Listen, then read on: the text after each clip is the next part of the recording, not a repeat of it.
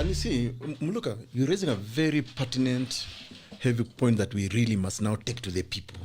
Yeah. You see, a community from where the president comes from or hails from should be the first people now to shun that kind of lingua, that kind of speak. The reason I say this is because look at 207, 208. Tusidanganyane. You had the Kikuyus being pitted against the Luos in this country. And it seems to be talk, we never learn lessons in this country. We saw Kikuyus being burnt in burnt forest inside a church. We saw Luos being killed in Limuru, in Naivasha, just aching their living. And because as communities, we have allowed this dishonest talk, these leaders, to use the rest of the community as their stepping stone to power. And yet once they get into power, it doesn't increase the opportunities or the wealth of the entire community. The sufurias of Gali never increase. You still struggle. You guys hail from the Kalenjin, you and Kipchumba. I mean, how did Moi's 24-year presidency benefit you and your family? Maziwa ya Nyayo. Yeah. Ataka maziwa Nyayo was everywhere. But I think I'm just saying, I mean, there was nothing else that I can. But I think the point is this: what these individuals are actually doing, they are putting their tribesmen into danger and into coalition with the rest of Kenya, because then resentment begins when people erroneously see, oh, Uhuru Kenyatta is a president and is from the Kikuyu, so the assumption therefore is that Kikuyus are benefiting. And therefore we should also... I am married to Wanjiru wa Madenge from Nyeri. I've never seen her lining up in state and saying, because there's an Okuyo president, now I must also benefit. It's nonsense.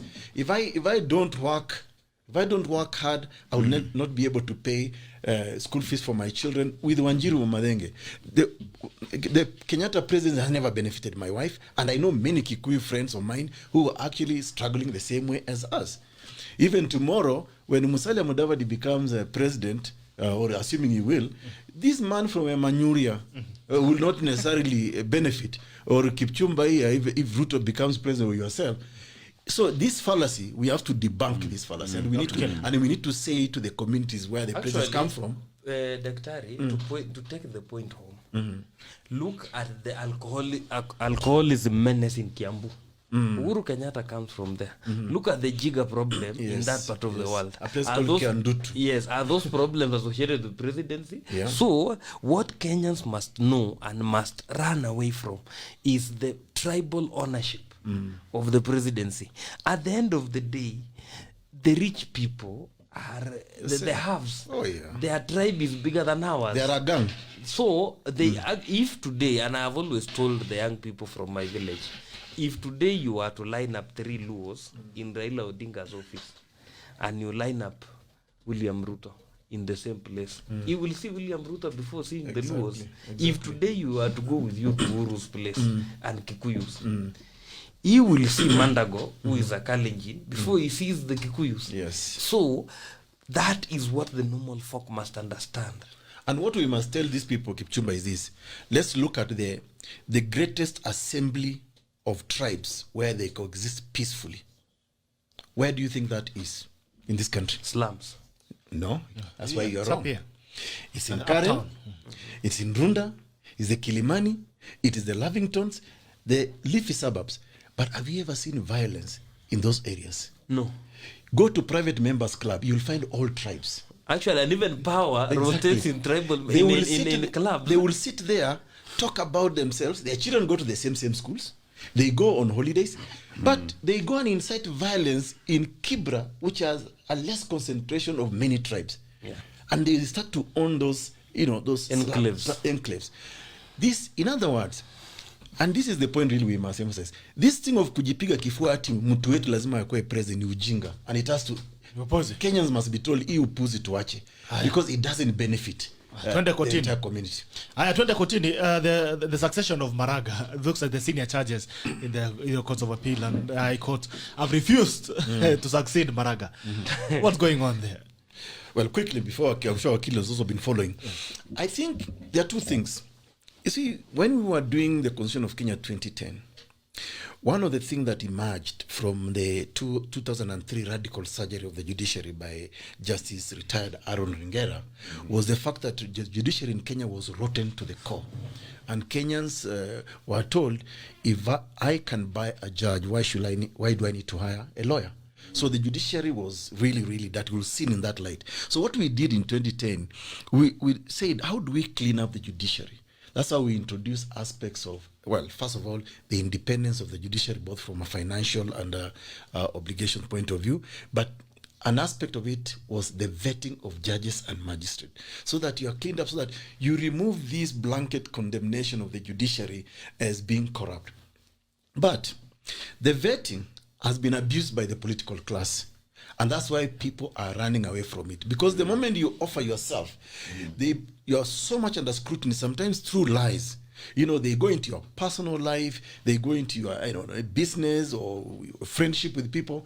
And that, I think, and because it's done openly, it has actually put people in a very awkward situation. And that's why people run away. Nobody scrutinizes the political class the way they now want to scrutinize these professionals, the judicial officers. So one aspect I know for sure why people are running away from this position is just that fear of being scrutinized in a very negative way, because after all, there's a lot of politics involved in it. There's a lot of politicking going on. And this is sad, because you will expect that, why would I be interested in somebody being a Supreme Court judge if I'm not looking for a favor?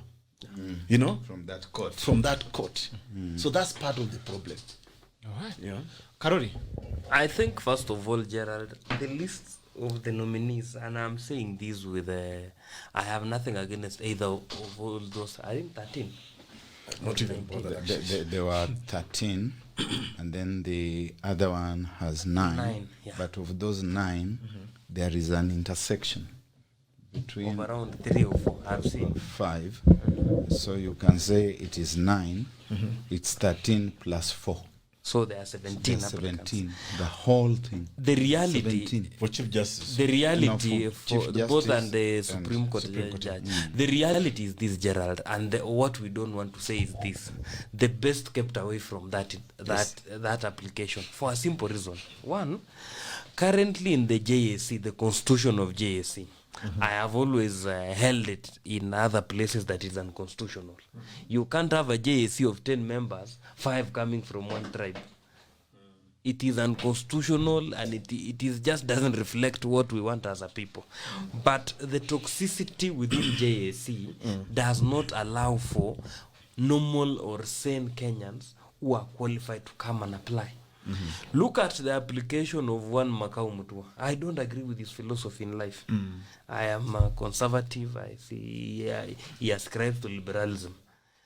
But look at what happens when somebody is brought there. NIS brings those files, and all of us know those are just collected gossip. People go to your life. You have had a girlfriend before. They don't look at your capability Yes. to perform the At function. the end of the day, it is not your integrity to the office, but they look for that somewhere. Yeah. Yes, why you should not accent to the office. At the end of the day, the disservice Kenyans get is this: we do not get the best brain to run our judiciary. The same thing we have done with our politics. The same thing we did with the IBC. We got the worst to run the most critical aspect of our country is what we are transferring to judiciary. This problem began with that Ahmed Nasir-led JSC. When they used JSC as a place to kill careers and they show people that they don't know. That is where the problems began. And we are now reducing. By the time we get to the next Chief Justice, maybe we'll have 3 or 4 applicants, because everybody is running away from the cooker that job is. But coming back to what must be done, I think going after 2022 election, we need another radical surgery in the judiciary. It is the judiciary nowadays that you know some orders come and you wonder, is this a judge who attended law school, or we have started getting people, strangers in this bench. So I think going forward, we need to reaffirm what Article 169 says, that judicial officers must know that they are exercising delegated responsibility. Judicial authority from the people again. From the people directly. Two, with this revisit narrative, people fear going to the judiciary. You know, for the last 3 or 4 years, the judiciary has been in constant wars with the executive.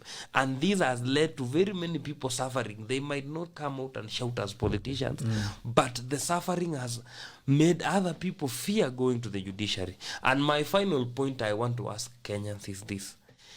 If we are going to hold, judiciary controls a budget of 17 billion or 18. I think so. Supposed to be even more, but I think they are being controlled. Let's say 24 plus grants. If we are going to subject the person who will control 24 billion of our money to this kind of scrutiny, then we must make it 10 times harder for somebody to be president in this country. Exactly. We must make sure that the scrutiny, so that people who have a certificate in welding don't turn up and say they're engineers, so that people who have never held anything Bomb assembly. Yes. Bomb assembly. Yes. So that people... Are you guys being sarcastic? No.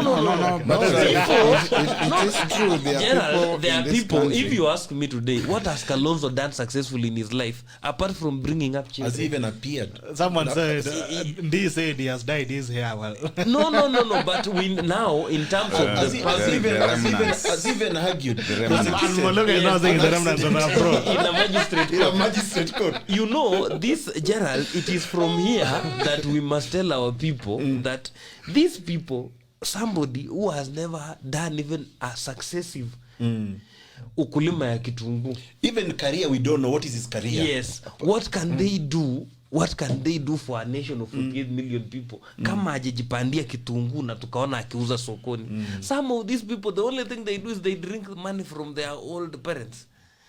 And keep people, don't forget the treatment of the current acting CJ, Philomena Mwilu.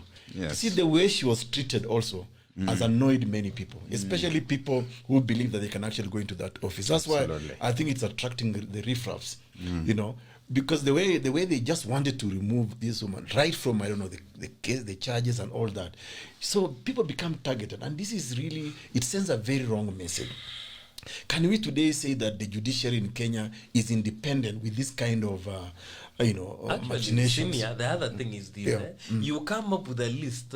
Actually, that list, I can describe it in 3 words. Full of judicial gossipers. People who take gossip from judiciary to the executive. Full of people who do underhand things for other people. And all manner of things. And tomorrow, you want to tell the world that this judiciary will be independent. For example, everybody fears that Fred Ngatia will be the Chief Justice. And they are state operatives. He is a state operative. Look at this. One arm of government, which is parliament, is headed by a friend of Uhuru Kenyatta, Muturi. Tomorrow, you give the judiciary to the president lawyer, Fred Ngatia. Yes. What are you saying about this country? Is it a Uhuru Kenyatta farm? Exactly. Those are the fundamental questions asking. Muluka, the same thing. Why are the senior judges scared of Your being? age mates, you know, they have done a good job, and really, if I add anything to what they have said, then I'm just trying to gild the lily, and it is not necessary. Wamemaliza. Taongezea nini? It's about holding the judiciary captive. To be honest, I've spoken to a few friends, Muluka. After like 20-something years in legal practice, we are friends all the way up to the judiciary. And I've got some friends that I know are very good, and they can actually do a good job. They're courageous judges. I've asked them, guys, why are you not applying for this job? Telling me, the witch hunting in the judiciary, they are not interested in their careers being tampered with. Some of them cite things like, listen, I have a family. I have grown-up children. You offer yourself for such job, people go under the belly, they go so low, They come after your personal life, who I don't know, you have a drink with. So you one time you had a girlfriend here. Or I mean, just the dirt. They just look for dirt to smear you. You have ever called somebody who has been called by another man in Al-Shabaab list? Yes. All right. Now, let's go. So they really make the whole process of recruitment very petty and like vindictive. And like Kipchumba is saying, really, if we are scrutinizing somebody who's going to control, say, a 17 billion budget annually, why do we make it easy for any riffraff to be president of this country when we don't even know some of it's what they are? because the executive is determined to hold the judiciary hostage. It already has got a JSC that is captive, and it has lined up certain individuals who are supposed to have a very smooth way to that destination. Everyone else must be intimidated, and the management of Deputy Chief Justice Philomena Mbete Mwilu has been a message to people that we are really going to witch hunt and to intimidate you. All right. So And keep this, off. and this, by the way, has been a career judge. Philomena Mwilu has risen from down there Actually, up from to a judge. from a judge. And, to an and appellate judge. I've known her from many years ago. So imagine all these years she's been a judge of the High Court, appellate judge. Why didn't they go after her until she goes to the Supreme Court where key decisions are being made? Now they come after her. All right.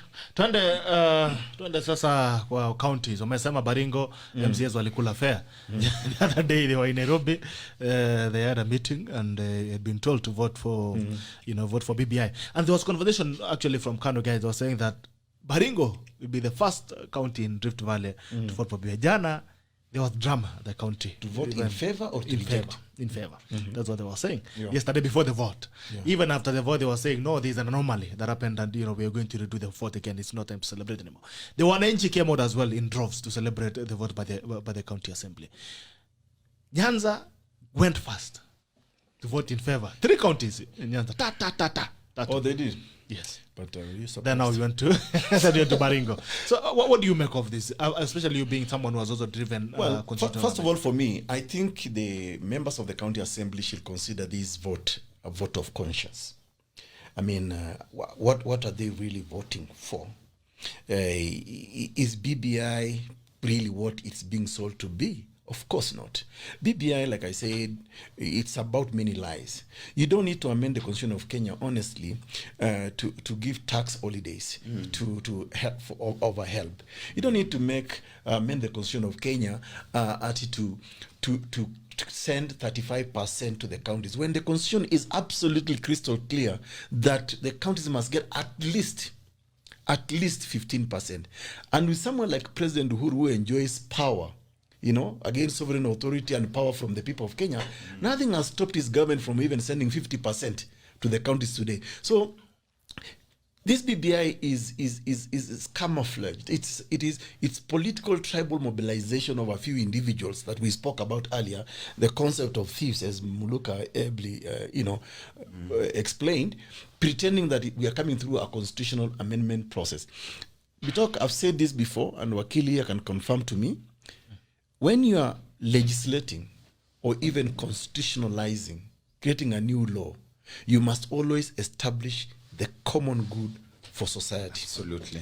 If there is no common good for society, that's a bad law, that's a bad constitution. And for me, when I analyze BBI, I don't see any common good that will come to the rest of Kenyans.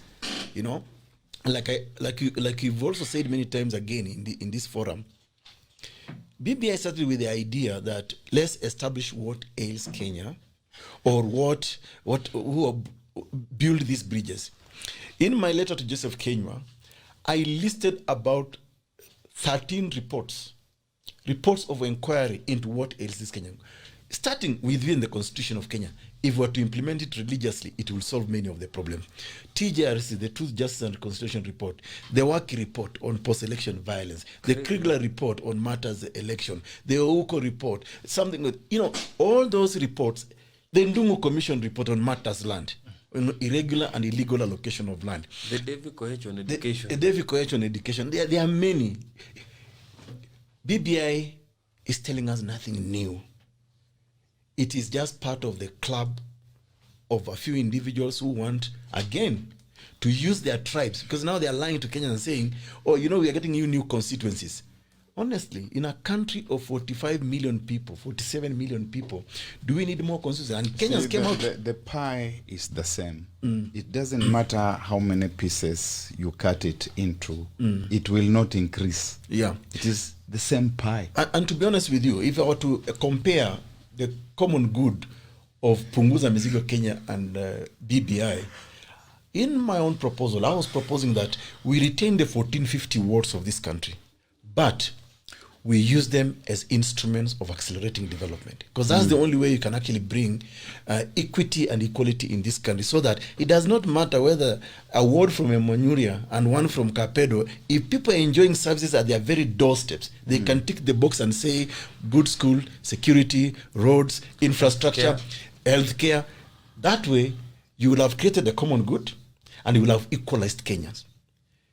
Kenyans even come out and say, we don't need additional members of parliament. After all, during COVID, did Justice Muturi himself confirm we can only seat 53 members of parliament, and they were sufficient enough and to they transact business. And there was no crisis. And there will be no crisis. They said that. So why do we need, in a country such as ours, about what? Is it coming to about 500? 500? Almost 600, 563. Can you imagine? And that comes with a cost. Remember, even right now as we speak, these parliamentarians who have gone into slumber and Bitok are costing this country 37.5 billion Kenya shillings. What value are we getting from this representation? It's around 32 million to sustain a member of parliament annually. Just one. Yes. And look at the paradox. In Nairobi, we are about how many? 5 million? 17. Oh, the I'm population saying in about terms of 4.5, population of 4.8. Nairobi. 5 point something. 5 point something. And government decides to allocate Nairobi about, give and take, 12 billion.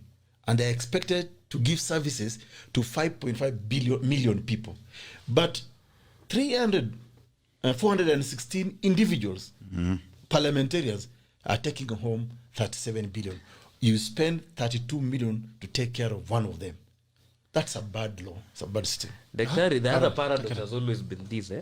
Judiciary has a staff of around 4,000 people. Yes. And it is serving the whole country. And people earn fairly well in the judiciary. But it is serviced by 17 billion. 17 billion. Look at parliament.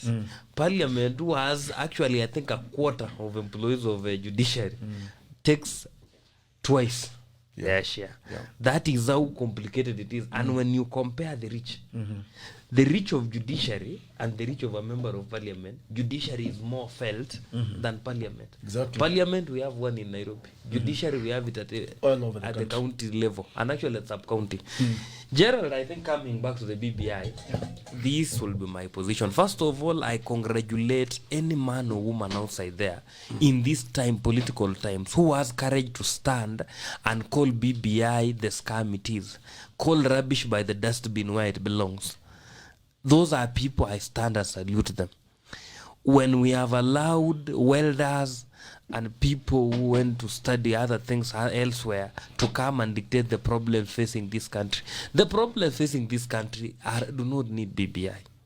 They just need leaders who have clarity of thought. Our greatest problem as a people, and I'm addressing Kenyans, is our greatest problem is not the constitution. We have no problem with the law. We have the problem with the people we elect after every 5 years.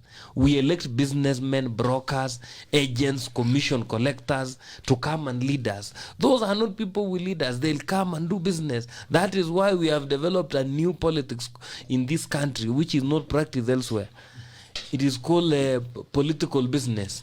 Look at what Raila Odinga does. Look at what Akina Kalonzo do. They threaten to be presidential candidates. They know they'll be given some few coins here and there, and they'll be off. That is their business.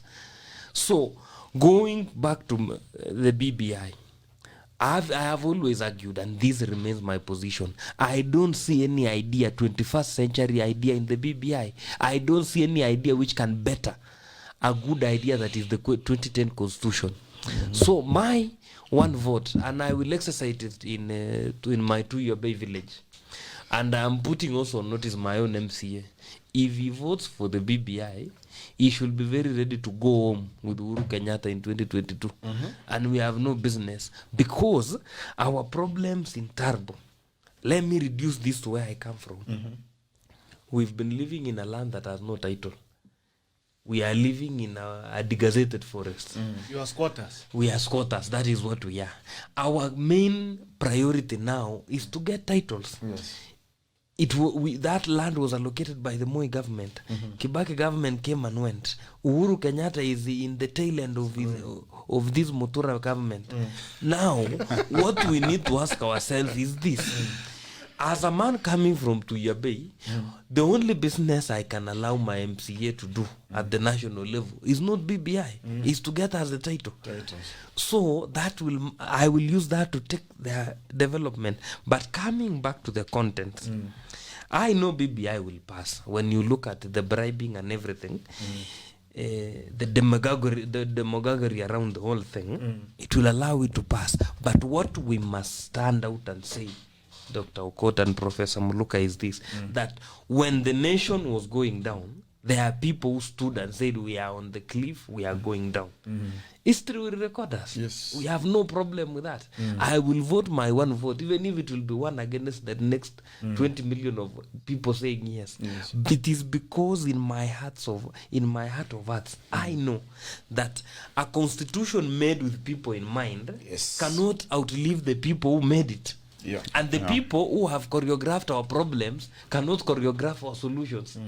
It is the same mind that created a problem cannot create a solution. This, Muluka, go in. this gentleman, he attended Kakamega High School. We trained him well. Yeah.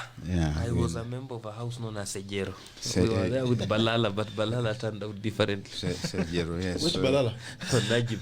So he went to Kakamega. So if you're looking for a good school, apply to go to Kakamega High School. You will be Maybe you should consider coming to Kapedo. as clear-minded as our friend here. Something that, of course, we have witnessed has been the aggressively confident and assertive way in which the owners of BBI have gone about the process. With Raila Odinga using the expression wapende wasipende, whether they like it or not, whether you like it or not, the BBI will go through. Well, Baringo invites us to wonder whether Kipchumba could not be wrong, that actually people can refuse. And it's unfortunate that the whole thing degenerated into an orgy of violence. I do hope that going forward it can be done without that kind of violence. But it's already an indication, Dr. Okot, that people are going to exercise their conscience, in spite of the fact that there have been attempts to bribe them. The 2 million shilling grant, Lynn Mengich, quickly comes from the shadows and echoes the president and tries to pretend that this is an independent effort. But she quickly lets the cat out of the bag when she says that the 2 million will apply only to the present crop of MCS. It will not be extended to future county assemblies. Why they must reject. And so it is a very clear indication that it is a bribe. And this should be rejected. We should not get into a situation where legislation is being done through the executive bribing the legislators, be it at county assembly, be it at the National Assembly or Senate. I want to agree with Kipchumba Karori here that we must watch our legislators, Katiba Watch. You remember one of our former MPs used to say Katiba Watch, and we were watching, But I don't agree with Kipchumba when he attempts to belittle welders and people who sell mutura. That is part of the hustler nation. Actually, I'm that, eternally grateful to my Mutura man. He's known as Kimani. so When you he- go to he Rongai should Masai not- Lodge there, he you should will not, find a short man selling say that. the wonderful thing. I'm aware that a spectre is haunting Kenya. The spectre of hustler. Hustler. I think he meant the welders and the muturas who are pretending to be chaperoning this country. Not that. No, not I that. no quarrels with the normal one. I know of, And actually, some of them who I know claim to be of, welders, they're actually I not know of welders. a few people who are welders but who call themselves engineers. But that We is have a problem with those ones now. that's another conversation. But it is true that a spectre is haunting Kenya. In 1848, Dr. Kuru Kot, you remember that Karl Marx and Friedrich Engels were talking of a spectre that was haunting Europe, the spectre of communism, and the old ruling classes of Europe were beholden in an alliance to exorcise the spectre. The Pope and the Czar, like Metternich and Guizot, the French radicals and the German police spies, they were all beholden in an alliance that sought to exorcise the spectre. In the same way, we can say today in Kenya, a spectre is haunting Kenya. It's the spectre of the hustler nation. And those who have attempted to exorcise it do not understand what it is. And therefore, the same way that Marx and Engels talked about a manifesto, I think the hustlers need to give us the hustler manifesto so that they explain to us what exactly they mean, who are they, what do they intend, what is this hustler movement about, so that people like Kipchumba Oliver Karori stop belittling welders and Mutura people. And remember, and I think I must say this, you know, Friedrich Engels wrote first about the condition of the working class of England in 1845, which was the precursor to the Communist Manifesto of 1848. His father was a leading industrialist, Friedrich Engels, who participated with Karl Marx in concluding with the words, "The workers of the world unite. You have nothing to lose but your chains." His family was an extremely wealthy family. They were in the textile industry. And Karl Marx was the son of a very wealthy and prominent lawyer. And both of them were university trained, and they were not poor people by any means. I'm saying all these things because I keep on hearing these things of you are talking about poor people, and you are not a poor person yourself. It doesn't mean that you cannot talk for another class when you have been born or cost yourself to grow into a different kind of formation. Thank you. For me, maybe one last point that I think Kipchumba also brought up. You're actually winding now. Yes, if we want to, if we want to see the benefits of any constitutional amendment process, I think Wakili Kipchumba has invited us to look at our own, can I say what, existential locations, wherever we come from. I want to look at, for example, if I'm coming from, say, I come from Kapedo, and many Kenyans know what Kapedo has been going through. It's a battlefield. Yes. I have to ask myself, do I need BBI now, or do I need security fixed in Kapedo so then we can go to school our hospitals are not vandalized like the way we saw. Policemen are not being killed. Is that what we need? I mean, we need roads, we need water, we need security. I think if we begin to look at whether we should even be discussing this BBI or not, let's localize it to where we come from and the kind of comfort that we want. Even starting from here in Nairobi, even for us who live here in Nairobi, you need to start looking at the roads leading to your home. I mean, how are those roads? Today as I was driving, see flooding just because it rained. Drainage system is pathetic. Of course, it comes with dirt. We need to reduce this to what makes us live a humane life, comfortable. This BBI and the machination and the choreography of a few 5 individuals is not going to make my life comfortable in this Nairobi. Neither is it making my life comfortable in Kapedo, where I come from. And therefore, let's look at the benefit. And that's why I go back to the idea of what is the common good to society, not to a few individuals. Yeah? Because even the factors of natural attrition will catch up with these people. Absolutely. Yeah. And actually, someone has suggested as we close, okay, what if these guys actually push it the way Karori has said? It comes and it goes. We've been saying it's a bad thing, it's a bad. Okay, what happens next if this thing? Actually To be honest with you, I'm looking at this as a battle going forward, because the proposed amendments of through BBI are going to cause a lot of damage to this country, even in terms of just our own coexistence as people, the tribalization of Kenya. So we hope that, first of all, it doesn't go through because the dangers are just too many. But in the unfortunate event that this bill goes through and actually mutilates our current constitution, we may have to start all over again to amend those wrongs. Because we can't... We will not amend them. We need a new constitution. We afresh. probably need, whatever.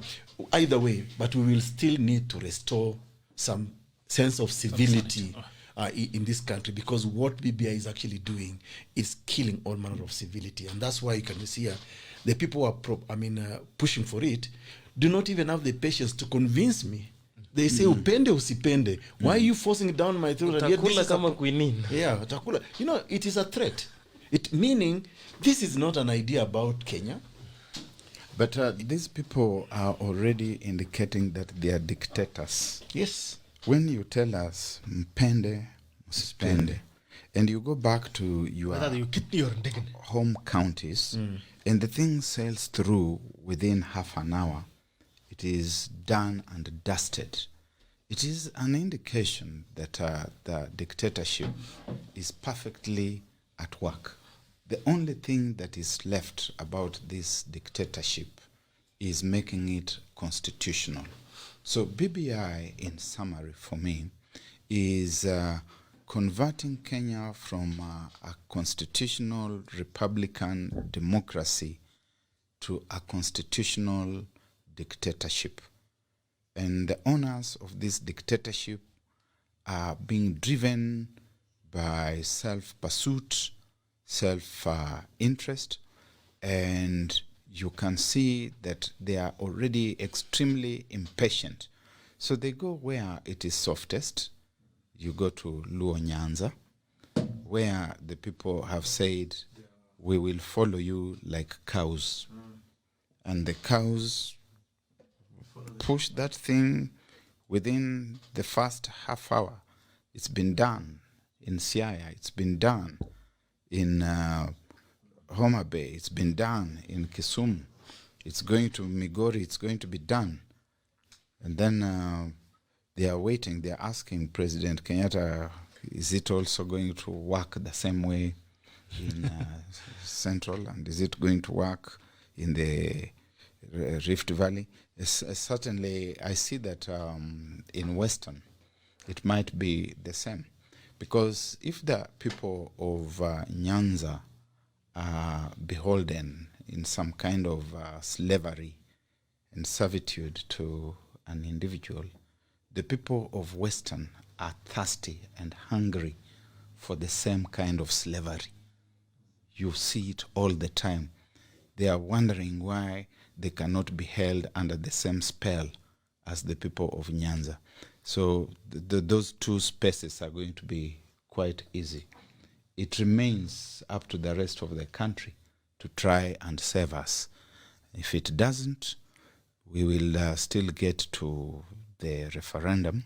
I do hope that Kenyans can come out and vote out this thing, because if they don't, the processes that we have gone through since 1964, when we started tampering with the offshore independence constitution, we will go through each and every one of those stages, including, unfortunately, some of the more ugly scenes and scenarios that we have gone through. So our grandchildren will have the misfortune of having to go through what we went through before they can have a constitution that will serve the country going into the future. All right, Karori, I think if it passes, what happens? Not Ben. Bitok. My message as a closing message will be to the people of Mount Kenya. I have seen that the ones who have been told all manner of things about BBI, constituencies, what have you. When we cook a 2 kg bag of ugali in a house that has 3 rooms, the same 2 kg remaining constant, and we increase the number of rooms, it will not increase the share. Number 2, these things of selling people that if Uhuru Kenyatta leaves, the people of Central Kenya will suffer is a lie. He is here now, but jiggers are there. He is here now, but alcoholism is there. He is here now, but the biggest number of poor people hail from that tribe. Those are the facts we must crack for some of these people. And going forward, these... As entrepreneurs, they have suffered the most even Yes. because of COVID-19, the mismanagement of COVID-19. Yes, because where I come from, sisi ni watu wa ng'ombe na mahindi. COVID hii kushika mahindi, hii kushika ng'ombe. So at the end of the Lakini day, ilifunga biashara. yes, we will continue surviving and living, because our primary role as humans is first of all to eat. Yes. When we have eaten, we start thinking about development. So the other thing that must be said, whereas they might get even all the constituencies that BBI proposes, but the question is this country, every Kenyan is free to live everywhere. Yes. We have Kikuyus in Chemalingot, we have Kikuyus in Kwale, we have Kikuyus in Northeastern. Those places are not getting extra constituencies. What will happen to those Kikuyus who are not in the Mulima? We need to have a robust conversation. This tribal thinking that has closed us from rational thinking is dangerous. And we must tell these people that even when... Gaddafi was making his dictatorial rule, he did not benefit the people from his tribe. That's true. He benefited his family.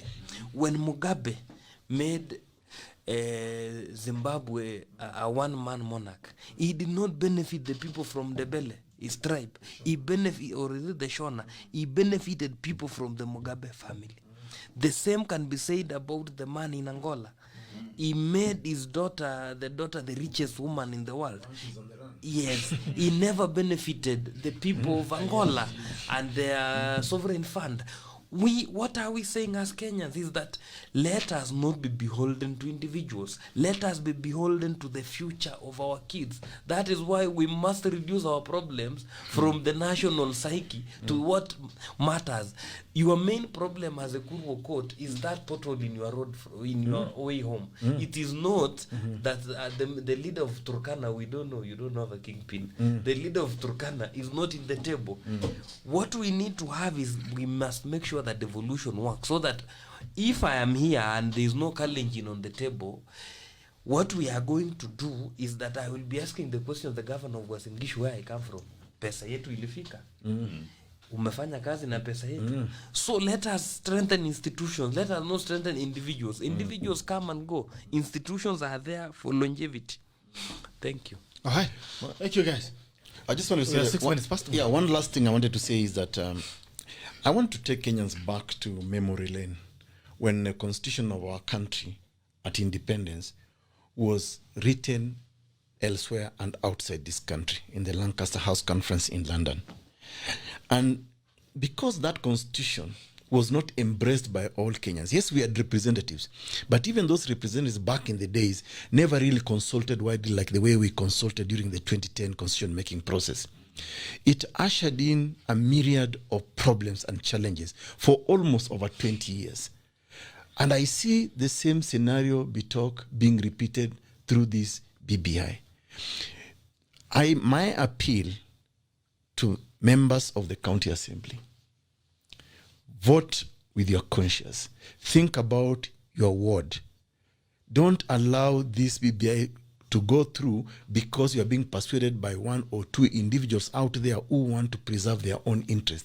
You will be bringing back problems that we experienced for over 20 years, the tribal animosity, the ethnic hegemony in leadership after following the independence constitution. So that's what I would say in brief, that you have an opportunity to make things better for this country by even saying, let's look at my ward. Why is devolution money here and now, not BBI? Thank you. Why is it not there now? Okay, thank you, gentlemen, for coming in today. There could never be a better way to end the week. It's always a pleasure to end the week with you. Karori, nawaje kupotea hivyo, karibu tena. Professor, thank you for coming in. Yes. Before even we talk about BBI, changieni assembly. That place looks like mali chakula ya farasi na. I know. We need to do something. People of Baringo, you need to begin a Baringo for Baringo. Baringans for Baringans. Yeah. And by the way, remember, this is since 2013, they have not had a county assembly properly. Yeah. Poleni sana watu wa Baringo. Niliona hata county assembly na capital dependent. Poleni. The people watu wa Baringo, haya hongera kwa kazi ambao mmepewa sasa, wamesema mlifanya kazi nzuri, sijui kama ni nzuri ama ni mbaya. Lakini nashukuru kwa the tacklers who have been with us. Thank you so much for always tuning in. It's always a pleasure to have you. I want to wish you a very happy weekend and happy Valentine's. Kama una kipenzi chako, kuna jamaa limba kwamba wanasema ati about a month ago, let's like DM. Kama kuna DM wako ignore, this is a time to reply your DMs because you never know. Usikuwa na money on Sunday. Was about the Valentine's. Happy Valentine's. The tackle ends now. Enjoy your weekend and see you on Monday. Bye bye. Signing out.